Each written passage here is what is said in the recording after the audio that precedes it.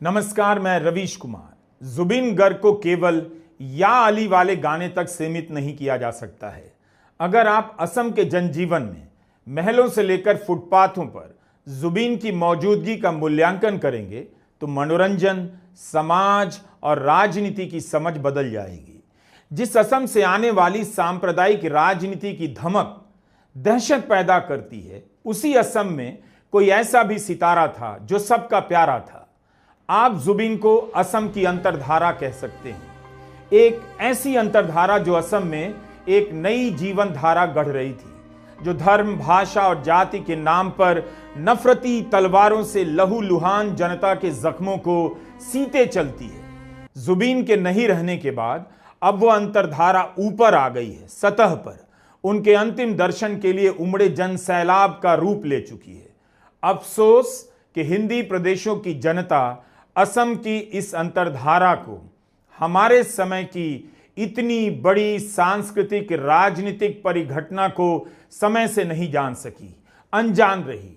इससे मैं भी अनजान था, लेकिन अब नहीं हूं। और आप दर्शक भी इस वीडियो के बाद जुबिन के बारे में अनजान नहीं रहेंगे। जुबिन के बारे में पढ़ते हुए यह समझ में आ गया कि वे केवल गायक नहीं थे, शिल्पकार थे, जो भाषा और धर्म, हर तरह के विभाजन के पार जाकर एक नए असम की रचना कर रहे थे। जुबिन की गायकी से और उनके जीवन से आप राजनीति को बिल्कुल अलग नहीं कर सकते, बल्कि राजनीति ही जुबिन को गढ़ती है। यह वीडियो जोरहाट का है। 21 सितंबर की रात हजारों की संख्या में लोग बाहर निकल आए, मोबाइल फोन की बत्तियां जलाकर मांग करने लगे कि जुबिन का अंतिम संस्कार पैतृक जिले में होना चाहिए। जुबिन के पिता और जुबिन की पत्नी ने कहा है कि अंतिम संस्कार गुवाहाटी में किया जाएगा। मुख्यमंत्री हेमंता बिस्वा शर्मा ने कहा है कि जोरहाट में भी जुबिन की याद में भव्य समाधि बनवाई जाएगी। केवल जोरहाट ही नहीं, असम के हर हिस्से में लोग इसी तरह सड़कों पर निकले हैं और अपने गम का इजहार कर रहे हैं। पूरे असम में मातम छा गया है। लोग खुद को संभाल नहीं पा रहे हैं, लेकिन संयम में हैं। जुबिन का ही असर है कि कहीं कोई अव्यवस्था नहीं।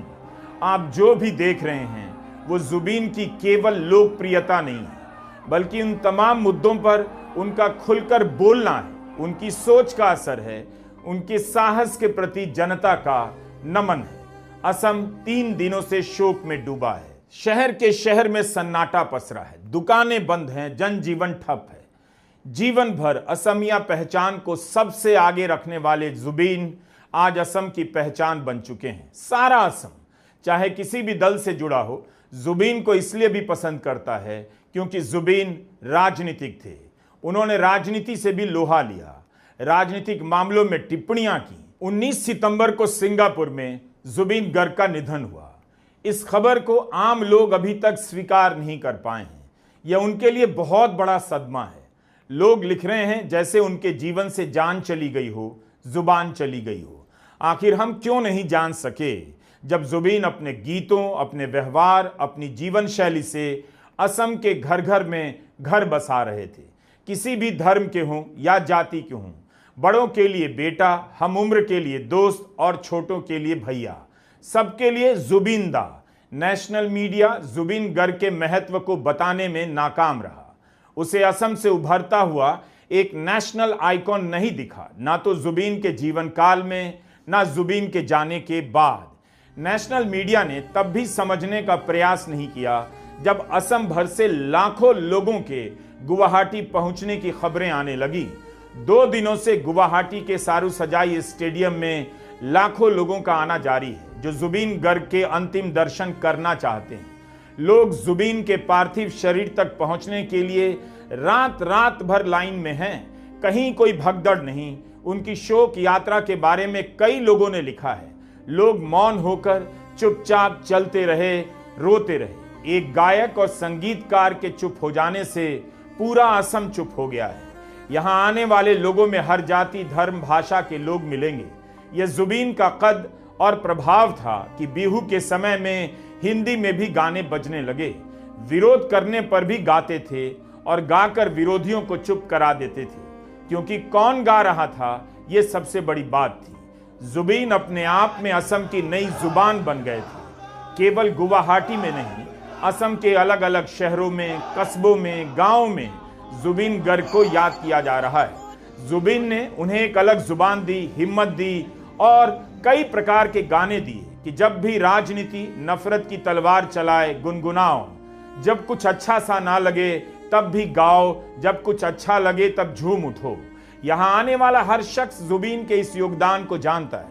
वह इसी बात के लिए श्रद्धांजलि देने आया है कि जुबीन ने अपने समय में गलत को गलत कहा और वही किया जो मोहब्बत और आपसी भाईचारे के लिए सही था। डिम्पी कोच ने लिखा है, यह केवल अंतिम यात्रा भर नहीं है, यह प्रेम की विरासत है। असम अपने बच्चों को सिखा रहा है किसी आइकॉन के निधन का शोक कैसे मनाया जाता है और शोक की इस घड़ी में कैसे उस विरासत को अपनाया जाता है, उसका हिस्सा बना जाता है। यह सब जुबीन के प्रशंसकों, जुबीन की फिनोमेना को अध्ययन करने वाले लिख रहे हैं। मोर कोने जाति नहीं, मोर कोनो धर्मो नहीं, मोई मुक्तो, मेरी जाति नहीं, मेरा धर्म नहीं, मैं मुक्त हूं। यह केवल नारा नहीं, दर्शन है। मेरी कोई जाति नहीं, कोई धर्म नहीं, मैं कंचनजंगा हूं। यह भी जुबीन के बोल हैं। खुद को कंचनजंगा कहने का मतलब है वे सबके हैं। प्रकृति किसी के साथ भेदभाव नहीं करती, पहाड़ किसी के साथ भेदभाव नहीं करते। यह सब उस असम में इसी समय में कोई गायक कहने की हिम्मत रखता है और लोग उसे पसंद करते हैं। जिस असम की राजनीति धर्म के नाम पर बोली जाने वाली नफरती जुबान में डूब गई है और दूसरे प्रदेशों में भी उसका असर हो रहा है। अखबारों और चैनलों के जरिए असम से छनकर जो सियासी बयान दिल्ली तक पहुंचते हैं, नफरती टोन में डूबे होते हैं। हाल ही में जब असम बीजेपी ने मुसलमानों को लेकर एक विज्ञापन बनाया तो ट्विटर पर उसे लेकर बहस छिड़ गई। आलोचना होने लगी कि इस विज्ञापन में नफरत है, लेकिन उसी असम में एक ऐसा गायक लोगों के दिलों में जगह बनाता गया जिसके पास मोहब्बत की एक नई भाषा थी। पूरे देश ने सही समय पर असम में मौजूद इस दिव्य शक्ति को पहचानने में चूक कर दी। हम नहीं देख पाए कि उसी राज्य में जुबीन गर्ग भी हो सकते हैं, जिस राज्य में राजनीति की भाषा नफरती हो चुकी है। अनगिनत लोगों ने लिखा है कि जुबीन गर्ग किसी भी सरकार से नहीं डरते थे। गलत को सामने से गलत कहते थे, मंच से कह देते थे, घंटा काको खातिर नो कोरू, घंटा मैं किसी से डरने वाला नहीं हूं। जुबीन का यह संवाद लोगों को हिम्मत देता था। The unruly rebel king of a restless heart, Zubeen Garg. Ani Haralu का यह लेख एक लाइन में जुबीन को परिभाषित कर देता है। अशांत दिल का बागी बादशाह जुबीन गर्ग। अनी कहती हैं वो भाषाओं के पार गाता था, मंचों से गुस्सा उगलता था, अपनी कमाई लुटा देता था, मंत्रियों का मजाक उड़ाता था और जाति की सीमाएं तोड़ देता था। जुबीन गर्ग सिर्फ असम में जिया नहीं, वह उन तूफानों की तरह उससे गुजरा जिनके साथ वो झूमा करता था।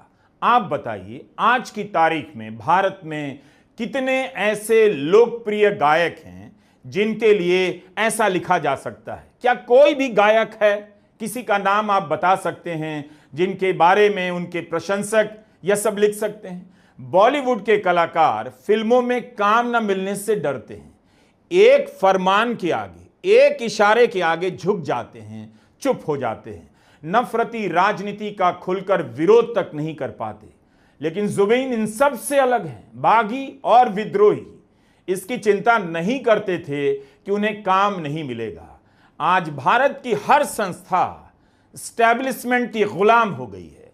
उस भारत में एक गायक एंटी एस्टेब्लिशमेंट होकर गुजरा है और हम अनजान रह गए। जुबीन के बारे में जितने लोगों ने लिखा है, सबने इसे रेखांकित किया है, बताया है कि जुबीन ने नागरिकता कानून का विरोध किया और खुलकर किया। नागरिकता कानून के विरोध में असम में जब प्रदर्शन हो रहे थे, मंचों पर जाकर विरोध कर रहे थे। एनटीसीए के वक्त जुबीन का नारा था, मोई अहोमिया मोर धर्मो अहो, मैं असमिया हूं, असम ही मेरा धर्म है। उनका यह संवाद आग की तरफ फैल गया। जुबीन ने अपनी कला और राजनीतिक सक्रियता से असम की राजनीतिक चेतना को जागृत करने का प्रयास किया। असम सरकार ने राजकीय शोक को एक दिन के लिए और बढ़ा दिया। 4 दिनों के शोक के बाद सोनापुर में राजकीय सम्मान के साथ जुबीन का अंतिम संस्कार किया जाएगा और कामरूप में 10 बीघा जमीन पर उनका भव्य स्मारक बनेगा।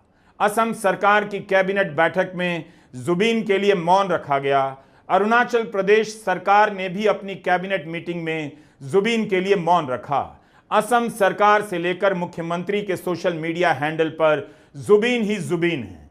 उस असम में जहां दिल्ली के पत्रकारों पर एफआईआर हो जाती है, उस असम की सरकार एक बागी और विद्रोही गायक जुबीन गर्ग के अंतिम दर्शन और अंतिम संस्कार से जुड़ी सारी व्यवस्थाओं में जुटी हुई है, जिसका विरोध करने में जुबीन ने कभी कोई संकोच नहीं किया।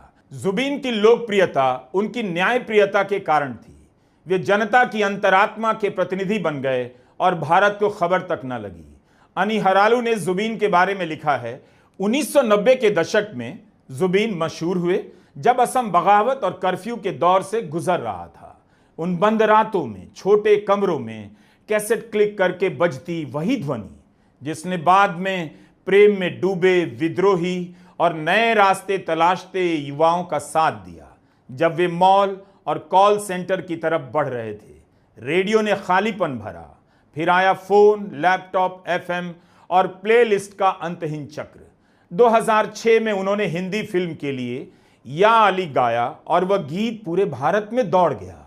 लेकिन वे लगातार असमी एल्बम बनाते रहे और घरेलू फिल्मों में संगीत देते रहे। उनकी आवाज भाषाओं की सीमाएं पार करती रही, पर उनका बर्ताव जिद्दी तौर पर उनका अपना ही रहा। अनी हरालू साहित्यकार हैं, लेकिन इन बातों को आम जनता ने भी लिखा है। क्या कोई आज की तारीख में बॉलीवुड के किसी भी बड़े सितारे के बारे में ऐसा लिख सकता है? भीड़ आ सकती है, लेकिन जिस तरह का विश्लेषण जुबीन के लिए किया जा रहा है, बॉलीवुड में मेरी जानकारी में ऐसा एक भी शख्स नहीं जिसके बारे में लोग इस तरह टूटकर और डूबकर लिख सकेंगे। जुबीन की बात ही इसलिए हो रही है कि वे सरकार और राजनीति से लोहा लेने में पीछे नहीं हटते थे। लोगों की मदद करने में 4 कदम आगे रहते थे।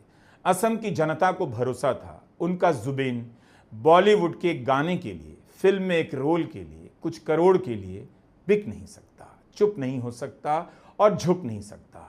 जनता तकलीफ में होगी तो जुबीन का दरवाजा खुला मिलेगा। मैंने अपने फेसबुक पेज पर बस इतना लिख दिया कि जुबीन गर्ग के प्रति लाखों लोगों का उमड़ना केवल उनके गाने की वजह से नहीं लगता।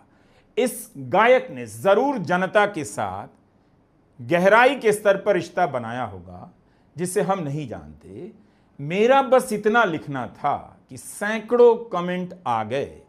आमतौर पर इतने लंबे लंबे कमेंट नहीं आते, लेकिन जुबीन को याद करते हुए लोगों ने लिखना शुरू कर दिया। इनमें भी मिस यू जुबीन टाइप की खानापूर्ति नहीं थी। कमेंट पढ़कर लगा कि लोगों के पास जुबीन के बारे में कहने के लिए कितना कुछ है। उनकी बात न पूरी हो पा रही है, न खत्म होना चाहती है। किसी ने नहीं लिखा कि मेरे पास शब्द नहीं है, सबने शब्दों और वाक्यों से ज्यादा लिखा। मैंने इस तरह की समृद्ध टिप्पणियां किसी की अंतिम विदाई के वक्त नहीं देखी, केवल जुबीन की विदाई के वक्त देख रहा हूं। अनवर आलम अंसारी ने मेरे फेसबुक पेज पर लिखा है, जुबीन का योगदान संगीत के पार था। वह नशा विरोधी अभियान चलाते थे, बाढ़ राहत में कूद पड़ते थे, युवाओं को जगाते थे। जीवन संग्राम लोराई जिकीबा लागिबो, मतलब जीवन एक संघर्ष है, हम इस लड़ाई को जीतेंगे। मेरे बोलने में कुछ त्रुटि रह गई हो तो माफ कीजिएगा। कुंजन केसरी ने लिखा है, मैं इस समय गुवाहाटी में हूं, जो देख रहा हूं वह शब्दों के पार है। हर गली हर सड़क लोगों से भर गई है, जिनके हाथ में मोमबत्तियां हैं, जो जुबीन के गीत गा रहे हैं। हर उम्र के लोग हैं। असम आज देश को सिखा रहा है कि अपने कलाकार को कैसे प्यार किया जाता है, सम्मान कैसे दिया जाता है। राजू कालिता ने लिखा है कि जुबीन ने असमिया समुदाय को बता दिया कि अगर कोई दुनिया पर राज करना चाहता है तो जुबीन की तरह गाओ। जुबीन उस रिक्शा चालक की तरह थे जिन्होंने अपने रिक्शे पर सबको बिठाया। नयन मणि डेका ने लिखा है, जुबीन के गाने असमिया लोगों की रगों में दौड़ते हैं, वह हमारे खून में शामिल हैं। वे किसी से डरे नहीं, किसी भी पार्टी किसी भी नेता को फटकार सकते थे। उल्फा का आदेश था कि कोई भी हिंदी या बांग्ला गाना नहीं गाए, लेकिन जुबीन ने यह मानने से इनकार कर दिया। कह दिया जो करना है कर लो। उल्फा ने धमकी दी गोली मार देंगे, तो जुबीन ने कह दिया मैं भी तुम्हें गोली मार दूंगा। जुबीन ने हिंदी में भी बिहू के गीत गाए हैं। मीडिया रिपोर्ट के अनुसार उल्फा ने भी जुबीन को श्रद्धांजलि दी है। ऐसे लोग सार्वजनिक जीवन में कम आते हैं। जुबीन गर्ग के बारे में मैं रविवार से पहले नहीं जानता था। रविवार की शाम इसी में बिता दी कि जुबीन गर्ग असम और पूर्वोत्तर की जनता के लिए क्या हैं, क्यों हैं। मुझे इस बात का अफसोस है कि दिलों को जोड़ने वाला यह सिपाही भारत के लोकतंत्र की जड़ों में कितना खाद पानी डाल गया और पता भी नहीं चला। जुबीन ने संस्कृति को राजनीतिक ऊंचाई दी और राजनीति को सांस्कृतिक जुबान। जुबीन के लिए भारत रत्न की मांग हो रही है, लेकिन असम की जनता ने जो उसे दिया है उसके आगे कोई भी सरकारी घोषणा कम पड़ जाएगी। कौन ऐसा गायक है जो आज की तारीख में कहने की हिम्मत रखता हो कि उन जैसा मत बनो, समाजवादी बनो, मैं समाजवादी हूं। खुद को सोशल लेफ्टिस्ट की पहचान के साथ गाते थे और राज कर रहे थे। उन्होंने जिस भी सोच को नकारा, जनता ने उस सोच को नकार दिया। केवल सरकार का विरोध नहीं किया, जनता की सोच को भी ललकारा, उसे भी नए सिरे से सोचने के लिए मजबूर कर दिया। अनि हरालू की यह पंक्ति खासकर पढ़ना चाहता हूं। वह असम के turn of the century Jim Morrison थे, बागी जिन्हें भरपूर प्यार मिला और जो हमेशा विरोध के लिए तैयार थे। कोई जुबीन को बॉब डिलन लिख रहा है तो कोई जिम मॉरिसन। जुबीन के कारण कई सारे महान गायक भी याद किए जा रहे हैं। असम की सड़कों पर उनका नाम भी घूम रहा है। कोई बता रहा है कि जुबीन का नाम जुबिन मेहता के नाम पर रखा गया। कोई भूपेन हजारिका से तुलना कर रहा है। लेकिन सच यही है, जब कोई कलाकार इस स्तर पर लोगों के बीच मकबूल होता है तो वो अपनी कला की मौलिकता के कारण होता है, इसलिए नहीं क्योंकि वो लोगों को किसी और की याद दिलाता है या किसी की कमी पूरी करता है। जुबीन के बारे में लोग याद कर रहे हैं कि आम लोगों के बीच खुलेआम घुमा करते थे, सबके गले लग जाते थे, सबको गले लगा लेते थे। लाखों लोगों के पास उनके साथ की तस्वीरें हैं। सब ने उन्हें बिना ताम झाम के लोगों की मदद करते देखा है। कोई लिख रहा है कि जुबीन ने उनकी निजी रूप से सहायता की, किसी की पीएचडी के रिसर्च में अपना योगदान दिया, हिसाब नहीं कितनों की पढ़ाई और दवाई का खर्चा उठाया, जो भी कमाया लोगों को लौटा दिया। जुबीन ने कितने गाने गाए इसका हिसाब नहीं। किसी ने गानों की संख्या 36,000 बताई है, किसी ने 38,000, तो कोई 40,000 से भी ज्यादा बता रहा है। इतने हजार गानों का रिकॉर्ड जिसके नाम हो, आप उसे केवल गानों में नहीं ढूंढ सकते। 30 साल के लंबे करियर के बाद भी उनके गाने लोगों के बीच जबरदस्त हिट हैं।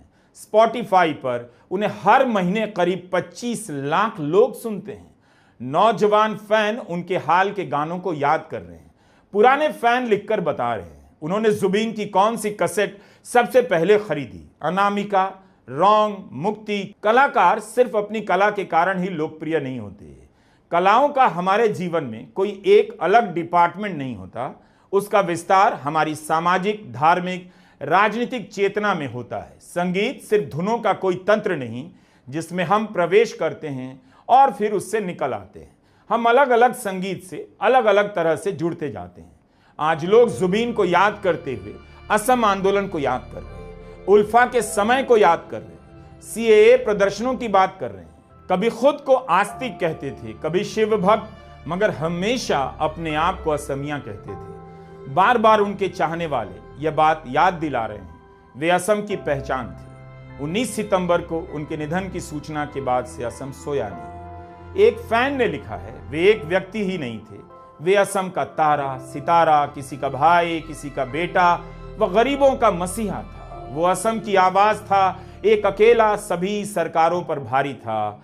असम के हर जाति, जनजाति, धर्म के लिए कई सारे गाने गाए और ढाल बने रहे। जुबीन के चाहने वालों ने यह भी लिखा है, जुबीन का पब्लिक कनेक्ट अद्भुत था। सड़क पर ठेले वाले से लेकर कॉलेज प्रोफेसर, बड़े बुद्धिजीवी तक हर किसी के पास जुबीन से जुड़ी कोई ना कोई याद है। आज असम के ज्यादातर शहरों में स्कूल कॉलेज बंद हैं, ऑफिस में लोग काम नहीं कर पा रहे। हर वर्ग, हर जाति, स्त्री पुरुष सभी शोकाकुल हैं। अखबारों से लेकर जनचर्चा तक सिर्फ जुबीन ही जुबीन छाए हुए।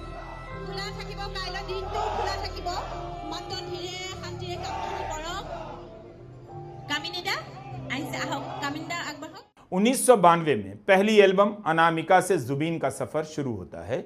मुंबई भी जाते हैं, बॉलीवुड में कुछ बेहद मशहूर गाने गाते हैं, लेकिन कुछ समय बाद असम लौट आए। यहाँ की संगीत फिल्म इंडस्ट्री से जुड़ गए, अभिनय भी किया, प्रोडक्शन भी। अपने दम पर असमिया फिल्म उद्योग में जान डाल दी। सिर्फ असम ही नहीं, पूर्वोत्तर में भी मशहूर हुए। मुंबई से वापस आने को लेकर इसी साल जनवरी में पावेलोपीडिया नाम के यूट्यूब चैनल से एक साक्षात्कार में उन्होंने कहा, मुंबई में बहुत एटीट्यूड है, उसी से दूर होने के लिए मैं वापस असम आ गया हूं। उसी साक्षात्कार में जुबीन से पूछा गया, वे असम के किंग हैं। तब जुबीन कहते हैं, मैं कोई किंग नहीं हूं, लेकिन मैं राज करता हूं। दुनिया में अब कोई किंग नहीं, लेकिन अगर आप राज कर सकते हैं तो किंगडम मौजूद है। मुझ में एटीट्यूड नहीं, स्वाभिमान है। मैं यहां राजा की तरह रहता हूं और मैं हमेशा कहता हूं कि किसी राजा को अपना किंगडम नहीं छोड़ना चाहिए। जब वो अपना किंगडम छोड़ देता है तब फिर किंग नहीं रहता। इसलिए मैंने मुंबई छोड़ दी। वहां बहुत एटीट्यूड है। मुंबई में मेरा घर आज भी है, लेकिन वहां बहुत अराजकता है। मैं यहां असम में राजा की तरह मरूंगा। I will die here like a king.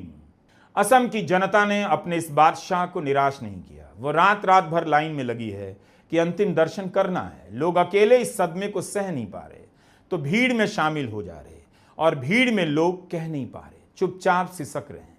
अगर आप जुबीन की बात करेंगे तो आपसे भी असम जुड़ जाएगा। उन्हें इस वक्त जुबीन के अलावा दूसरी बात नहीं करनी है।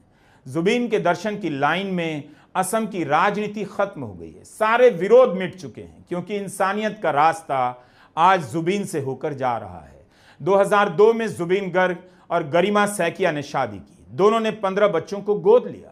उनकी पढ़ाई और जीवन यापन की जिम्मेदारी ली। कोविड के दौरान अपने 2 मंजिला हवेली को कोविड सेंटर में बदल दिया। एड्स और ब्रेन कैंसर को लेकर काम कर रही संस्थाओं की मदद की। जानवरों के साथ मानवीय व्यवहार के पक्षधर रहे। जानवरों की बलि के खिलाफ बयान दिया।